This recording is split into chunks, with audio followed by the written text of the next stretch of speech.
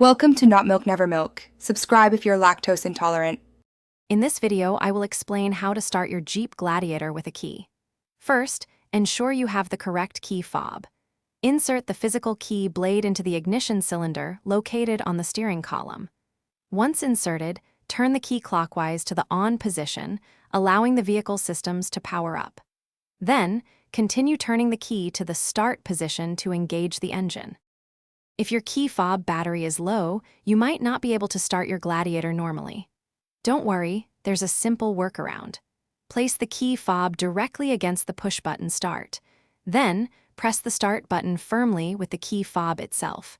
This allows the vehicle to detect the fob signal even with a weak battery, getting you on your way quickly. For models with a push-button start, you might wonder where the physical key goes. There's often a hidden key cylinder.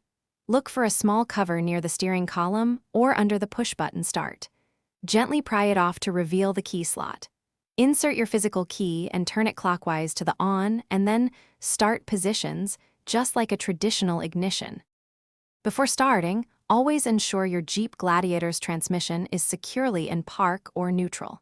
This is a crucial safety measure. If the engine doesn't turn over immediately, wait a few seconds before trying again. Pay attention to any dashboard warning lights that illuminate, as they can indicate underlying issues. For detailed information, always refer to your vehicle's owner's manual. Thanks for watching. If this was helpful, leave a like and consider subscribing. See you next time.